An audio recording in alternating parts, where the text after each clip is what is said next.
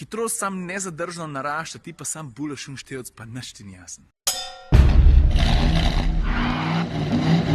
Danes bom govoril o avtomobilu, ki je za mano. To je BMW M760 Li X-Drive V12. Ima dolg ime, ne? Največji, najdražji, pa verjetno najhitrejši, vsaj kar se pospeškov, recimo do 100 tiče, BMW vseh časov. Pa že zdaj opozarjam, da bo ta video zelo dolg video. Obenem moram pa tudi povedati, da to ne bojo sladko kisle, jaz bom avto vozil premalo časa, da bi se z njim dobro spoznal. Ga bom pa dobro opisal. Dejstvo številka 1, gre za ene vrste avtomobilski royalty. Mislim, če upoštevaš prestiž, ceno, udobje, kakovost, zmogljivosti, pa te reči. Zdaj, eno vprašanje, s katerim se zadnja 2 dneva pogosto srečujem je: ej stari, a je to BMW M7? Uradna BMW-jeva razlaga je, da to ni M7, ampak dajmo se nehati delati, prav? Konec koncev vsi tisti, ki malo vemo o avtomobilih, dobro vemo, ne, da so podvozje tega avta porihtali pri M-oddelku. Tako da ni M7, samo vsi vemo, da je M7.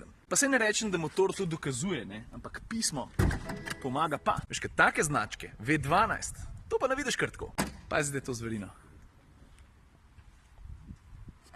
Zdaj so pa na vrsti tisti podatki, ki te vržejo na rit. To se pravi 6,6 litrski motor V12, to se pravi 12 batov, 800 Nm navora, že pri Jurija 550 vrtljajih, 2 turbine, pa več kot 600 konjev. To je še zadnji krik, preden bo čez par let vse skupaj potihnilo. In ta tovarna navora je sposobna avto katapultirati do 100 v manj kot 4 sekundah. Pa da ti sploh ne razlagam, mislim, to mi je kolega povedal. Kolega ti je povedal. Kako zadeva pospešuje nad avtocestno dovoljenimi hitrostmi. A ti veš, s kakšnim zanosom se ta avto zaleti v elektronsko omejenih tistih 255 ali koliko. Hitrost sam nezadržno narašča, ti pa sam bulaš in števc, pa nič ti ni jasen. Kada surfaš na valu navora in nimaš občutka, da se bo to sploh kadarkoli nehal. A veš, kaj pa najbolj hecno do vsega? Da tukaj ne gre za razgrajaški stroj. Niti glasen ni. Čak malo komentar, kako ni glasen, saj V12. Pa veš, kako avto prijetno zaniha, kad to narediš? Se vem, da se ne vidi, ampak jaz se zdaj malo guncam. To je moč. Pa konec koncev, a ti veš, da ima ta avto launch control? Ne, resno. Luksuzna sedenka za milijavžen denarja ima launch control. Tako da ne mi reči, da ni to M7. Čeprav ni. Sam je. Kar se pa tiče vozne dinamike, avto je dolg 5,2 metra, ima 4-kolesno krmiljenje, pa tehta 2,2 tone. Fiske valjda ne more pretentati, ampak jebemo sunas, da pride bliz. A veš, je hecen, ko imaš na razpolago tako enormne zmogljivosti, da sam gruntaš, je to sploh normalen, po drugi strani se pa ta avto najraje špele umerjeno. Pa nič ne rečem, ne, jaz se dobro zavedam, da imajo tudi pri Mercedesu, Lexusu pa Audiju marsikaj povedati na to temo in tudi njihovi izdelki so vzorni. Je pa res, da so si tako različni,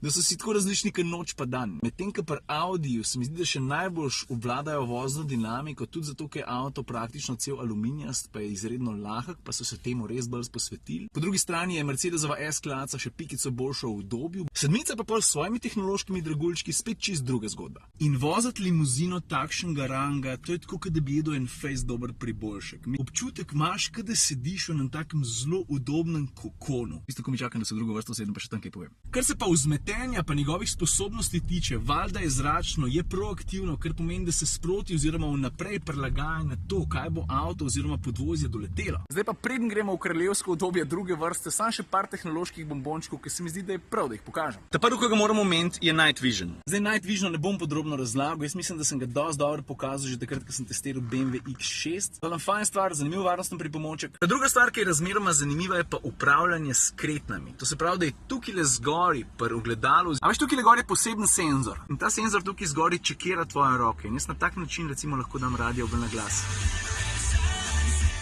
Veš?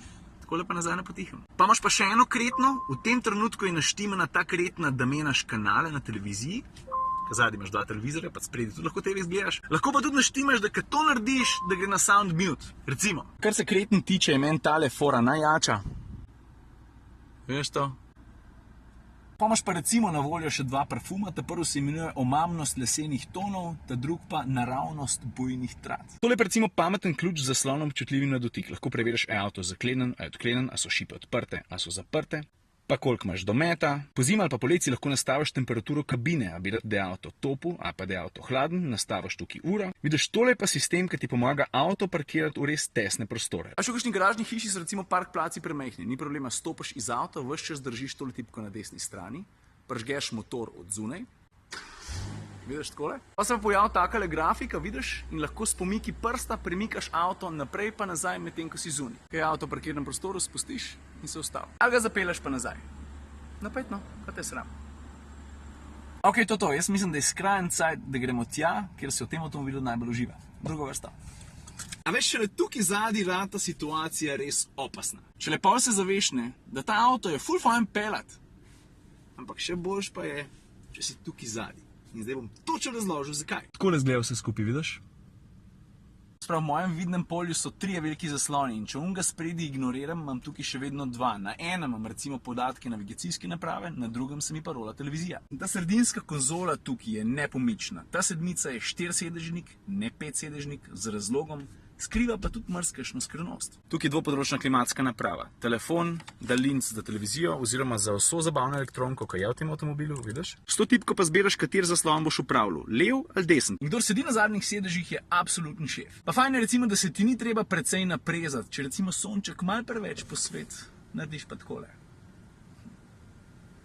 Še ena zanimiva stvar, ki je tukaj zadnji, je tale tablica, ki ne rabi biti ves čas tukaj noter, ampak je lahko tudi sprostiš iz stilih kovinskih oprijemov in jo vzameš ven. V bistvu gre za klasično Samsungovo tablico, veš, ampak poudarek je pa na menijih, ki so povezani neposredno z avtomobilom. Lej. Tudi s tablico recimo lahko upravljaš z vsemi senčniki, lahko tako, da pritisneš na določenega, pa se odpre, ali pa odpreš kar vse naenkrat. Tukaj si recimo lahko zbiraš način masaže. Opcij imaš valjda ful veliko, lahko imaš samo razgibavanje ali pa dejansko masažo, recimo masažo ledvenega predela. Viš, take fore ti pol pripelje avto, ki toliko stane. Koliko stane, bom povedal pa na koncu videa, ampak številka je...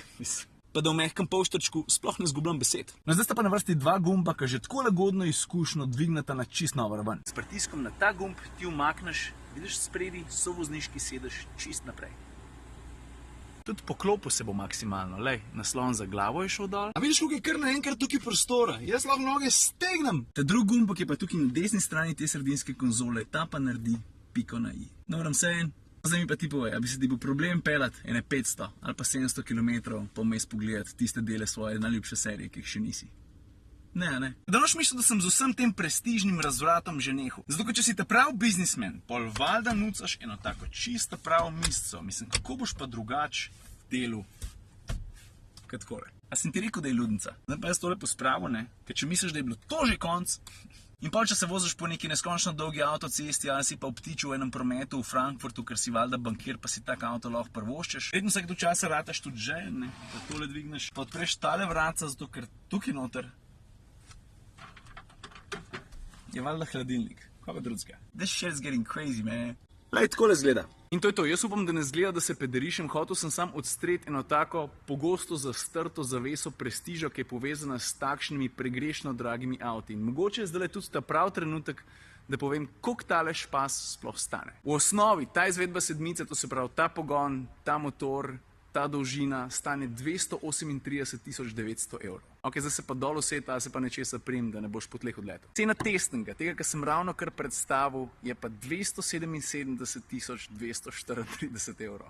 Enač, to je to za ta denar, pa čeprav ga je ful veliko. Jaz moram iti zato, ker me še malo kakat.